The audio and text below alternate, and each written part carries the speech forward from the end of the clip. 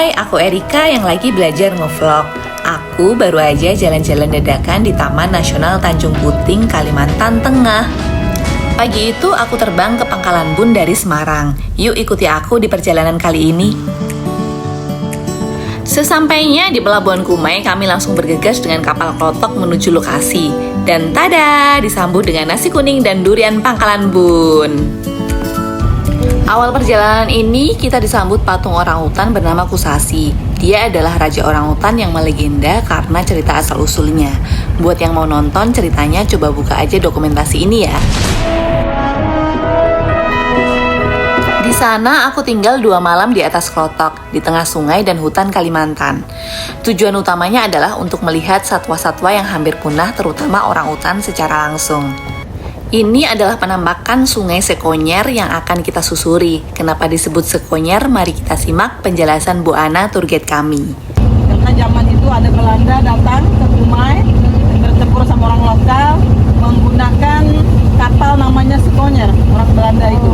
Jadi kapalnya kena bom Mariam di Muara tadi, jadi hancurlah di situ. Sampai sekarang orang lokal memanggilnya Sungai Sekonyer.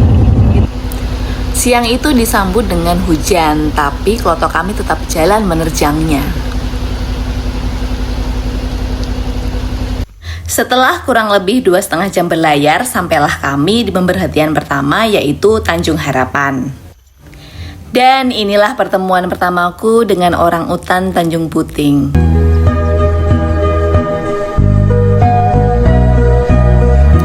Erwin namanya, dia bukan raja tapi termasuk yang disegani setelah raja. Uniknya, orangutan itu punya raja yang berkuasa di tiap wilayahnya. Mereka adu kekuatan dengan bertarung, siapa yang kuat dia yang berkuasa. Di Tanjung Harapan rajanya adalah Roger, tapi sayang dia tak kunjung datang siang itu. Makanan utama mereka adalah buah dan dapat memakan kulit pohon, daun, dan rayap. Induk orangutan akan selalu bersama anaknya hingga anaknya dewasa, yaitu usia 5-8 tahun. Induk orangutan akan mengajari anaknya mencari makan dan membuat sarang. Setelah puas di Tanjung Harapan, kami melanjutkan perjalanan mengelilingi daerah sekitar untuk melihat bekantan, sambil menikmati pisang dan cempedak goreng buatan buatik chef kami di klotok ini. Ketemulah di perjalanan dengan bekantan. Mereka hidup berkelompok. Bekantan adalah jenis monyet berhidung panjang dengan rambut berwarna hitam kemerahan.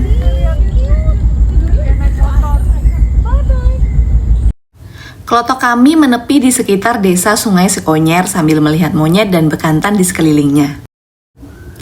Uniknya, warga di sana menggunakan perahu penyeberangan sebagai transportasi utamanya. Di sana juga terdapat sekolah, layanan kesehatan, warganya pun lumayan banyak, sekitar 400-an warga.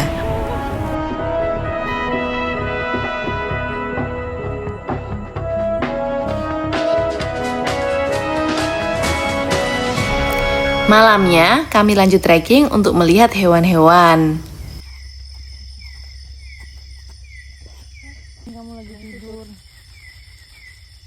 Dia banyak warna. Iya, biru itu.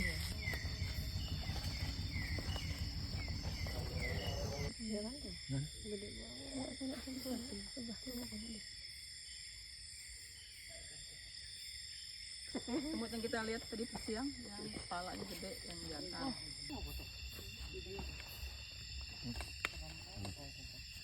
Matanya bagus. Masih. Itu tuh bisa kucing. Oh iya. Kayak ini coraknya bagus kan. Bukan musang ya, bukan. Apa itu?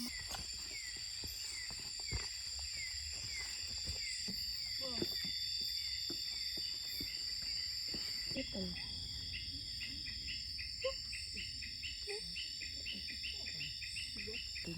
Maaf ya, kami cuma ambil foto doang loh.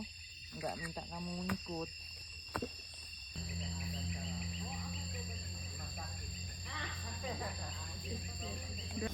Satu jam trekking sudah cukup membuat badan kami berkeringat dan ingin segera mandi. Kami pun melanjutkan perjalanan ke klotok kami. Dan tada, masakan Bu Wati sudah siap di meja makan. By the way, semua aktivitas makan, mandi, dan tidur kami lakukan di klotok. Klotok terdiri dari 2 bagian, yaitu bagian atas untuk kami aktivitas tidur, makan, dan bersantai, sementara bagian bawah untuk kru dan toilet. Kelambu sudah terpasang, tandanya sudah waktunya tidur.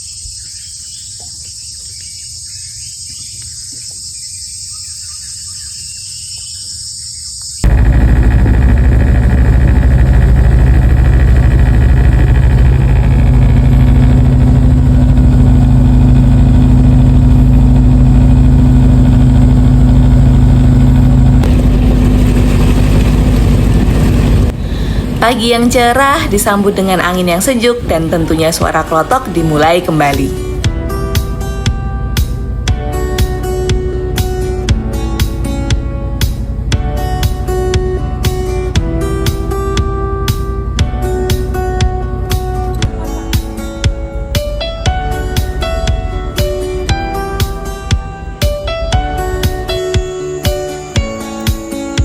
Hari ini aku akan ke tempat konservasi orangutan selanjutnya, yaitu Pondok Tanggui. Dan di tempat ini sudah tidak ada sinyal telepon. Di tengah perjalanan menuju Pondok Tanggui, kami bertemu dengan seekor orangutan. Lalu kita ikuti dan tujuan kami ternyata sama, yaitu tempat feeding orangutan. Orangutan di sini rata-rata sudah tahu jam diberi makan. Jadi sudah ada yang menunggu para ranger yang membawa pisang, umbi-umbian, jagung ke tempat feeding. Sesampainya di tempat feeding, kami sudah melihat raja yang sedang makan dengan lahapnya. Ya, Silent namanya. Silent baru aja beberapa bulan ini menjadi raja. Orangutan memiliki tingkah hampir seperti manusia. Anak-anaknya pun suka ngisengin, cengeng, dan makannya pun belepotan. Orangutan memanfaatkan hutan untuk membuat sarang dan mencari makanan. Mereka adalah satwa terbesar di dunia yang hidup di atas pepohonan. Satwa ini hanya ditemukan di hutan hujan tropis di Pulau Sumatera dan Kalimantan. Hidupnya sendiri-sendiri, berbeda dengan bekantan yang berkelompok. Grup terbesar yang ditemui umumnya adalah 2, yaitu ibu dan anak. Induk orangutan hanya bisa fokus dengan 1 anak. Pernah ada cerita orangutan melahirkan anak kembar dan akhirnya anak satunya hidup dengan ibu pengganti. Orangutan ini spesies kunci dalam ekosistem hutan hujan tropis. Orangutan berperan dalam menyebarkan biji-bijian berbagai jenis tumbuhan. Punahnya orangutan menyebabkan regenerasi hutan akan terhambat sehingga keragaman hayati akan menurun. Perjalanan selanjutnya kita menuju Camp Liki. Camp Liki didirikan tahun 1971 untuk penelitian orangutan dan merupakan tempat rehabilitasi orangutan pertama di Indonesia. Melewati perpindahan sungai dengan warna coklat ke kehitaman. Di sungai ini banyak terdapat buaya muara sehingga wisatawan tidak diizinkan untuk berenang. Camp Liki, Pondok Tanggui, dan Tanjung Harapan dulunya adalah tempat rehabilitasi dan pelepas liaran untuk orangutan yang sebelumnya menjadi peliharaan. Meskipun pelepas liaran tidak lagi dilakukan di tempat tersebut, tetapi pemberian pakan tetap diberikan sebagai nutrisi tambahan. Siang itu kami disambut si Uning dan anaknya. Uning adalah orangutan dominan perempuan di sana.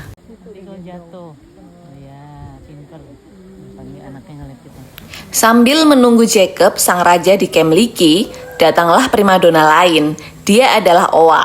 Owa jarang muncul di tempat feeding. Beruntungnya, hari itu kami bertemu. Pergerakannya lincah sekali.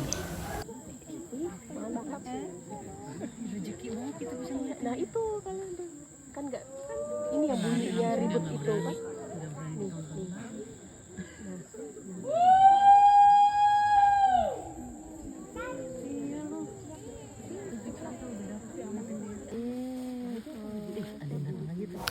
Setelah 1 jam dipanggil oleh para ranger, akhirnya datang juga si Jacob. Seketika itu juga, orang utan lain meninggalkan tempat feeding. Hujan tiba-tiba turun, namun tak menyurutkan semangat kami. Lucunya, orang-orang utan itu refleks membuat daun untuk berteduh saat hujan.